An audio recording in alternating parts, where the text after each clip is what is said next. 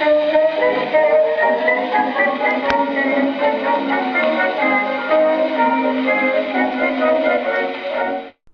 gamers, Kenning from Fuzzle Bukkit with another episode of Hearthstone. Welcome to all the new open beta players. Congratulations, I hope you're having fun. What I wanted to do is revisit one of my old Druid decks now that we've got a lot of new players coming in, and this isn't exactly a low budget start off deck, but it's something that maybe you can build towards. Druid is still a very popular and very powerful class. So why don't we go ahead and take a look at this, what I call my Powerhouse Druid. Now this is something I created, however it is based on the old Druid Malygos deck, and I'll put a link below in the video if you want to go ahead and review that deck. That was not my original idea. This is modified from that deck. We've got 2 Innervates, 2 Claws, 2 Wraths, 2 Loot Hoarders, a Healing Touch, and quick comment, this is only here because the Druid is very slow to start, and sometimes you can take a lot of damage real quickly, especially your rush decks, your aggro decks. As you've probably seen since the latest patch and the new meta coming in, the Hunters are just, they've become very popular again with rush decks. So this Healing Touch is there to just kind of bring you back up to your mid to late game so that you can start throwing all your heavier cards in. 2 Swipes, which are essential in any Druid deck. 2 Chillwind Yetis, 2 Keeper of the Groves, 2 Starfalls, 2 Azure Drakes, 2 Druids of the Claw, a Faceless Manipulator, and I'm really only... a Faceless Manipulator. I'm really only running this card because I'm kind of lacking in some of the legendaries, and there are other high-end cards here that I probably want to copy, either from mine or... Sometimes I copy an opponent's legendary. Usually doesn't work. It's kind of a trade, but... it's really there because I like to have all these heavy hitters, and if I can get another copy of one that just really assures that I'm going to get that win. Only 1 Starfire, 2 Ancient of Lores, 2 Ancient of Wars, 2 Ironbark Protectors, and Ysera. Of course, the Faceless Manipulator on Ysera is absolutely awesome. If that can actually play out. Usually doesn't, but it's a nice option. So, of course, Ysera is a very high cost legendary card. It's not required in this deck, but it is very helpful. If you want to hear about maybe what you can do to make this deck more low budget and still effective, post in the comments below and let me know, and I'll actually work on going through this deck and some of these higher end cards and saying, you can replace it with this and it should work just as well. Now keep in mind, a replacement isn't going to be a 1-for-1 trade. If it was, we'd all run low cost decks and we wouldn't have any legendaries and epics, right? But with that in mind, why don't we go ahead and take a look at how this performs in an actual ranked game. Now, I'm only ranked 18 right now. I'm about to go up to 17. And I'm kind of staying this middle range for a reason because, I want to show some of those newer folks who probably are still trying to learn the game what to expect in the mid-ranked range.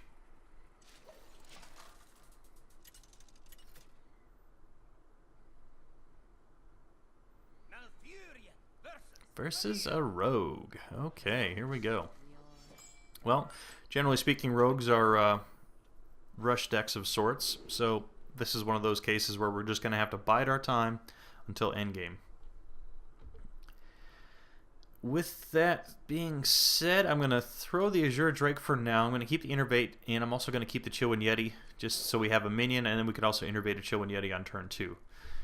Ironbark Protector is not something we needed right now. It's just going to have to sit. The same with the Ancient of Lore. They're just going to have to sit in our hand for a while. We're going to pass a turn and prepare to take some damage the first few rounds. This is a control deck, but it is it doesn't do a lot of control early game. So okay, well there's our swipe. That's good actually. It's nice to have that in our hand. We're going to go ahead and just use our hero power, push 1 damage in. We could coin into our Chillwind Yeti, but yeah, I don't see... I'm curious what this rogue is doing. I don't see a lot of threat. Perhaps that would have been the right play instead of coining, or I'm sorry, instead of using our hero power, but we'll go ahead and, well...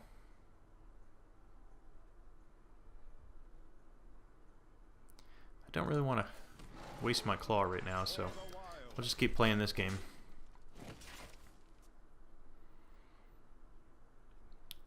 I'm actually starting to regret not coining into the Chillwind Yeti. Of course, the Rogue does have a lot of control cards as well in their deck, so... Was that... He just Sinister Striked me. Okay. I wonder if that card's making a comeback, or... That's generally not a very popular card for Rogues. Okay, so we could swipe. We could... Actually... What I think I'm going to do is... The Yeti actually trades with both of those. And I was considering innervating into my Loot Hoarder, but I don't really see the need to use an Innervate just to get a card. So we'll pass a turn. Now as it stands, it's a 2-for-1 trade. Subject to change, of course, with whatever the rogue spells are. Okay, going into Assassin's Blade. Still a fair trade in my opinion. Okay, there's our Faceless Manipulator. So the play is going to be a Loot Hoarder, and then we are going to armor up, and I'm going to use my claw to take care of the device. Pass the turn.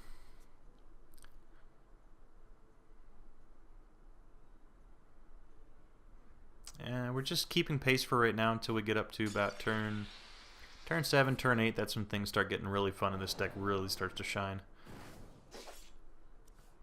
Alright, we get our card draw. Keeper of the Grove, excellent control card.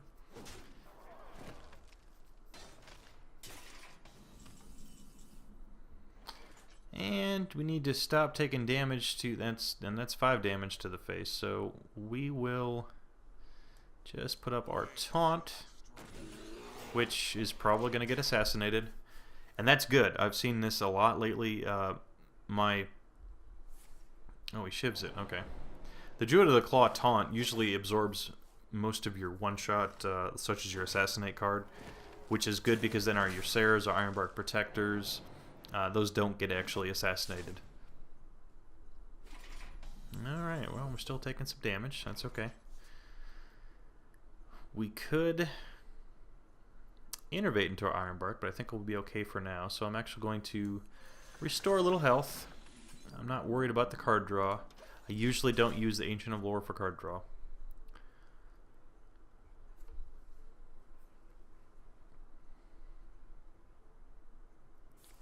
And a backstab.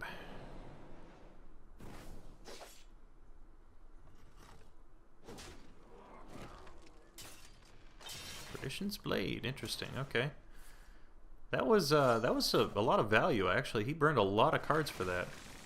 I'm pretty happy with that turn.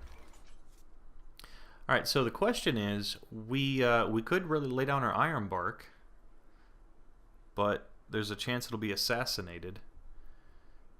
We could also do the Druid of the Claw, and that gives us 3. We could also Faceless Manipulator it, and you know what? I think I'm going to do just that. I'm going to bring up my taunt.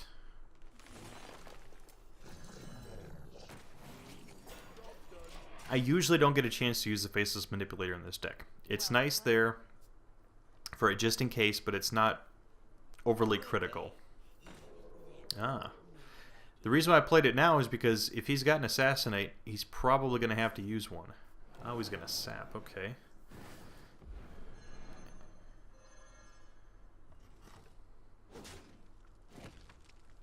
Interesting. Well, he doesn't have his Assassinate. That worked out pretty well. Let's see, I can't target that. I can swipe it, however, which is exactly what we'll do. We'll put our taunt back up. We'll swipe him. Take care of that. Sorry, that his plan, I'm sure, was to take out something big because you know, you're going against a Druid. You can expect big cards. Fortunately, that didn't work out so well for him. There's the Assassinate. Okay. Got to suck up those kill cards so we definitely don't want our Ysera assassinated. Alrighty. Well, he's down to 12.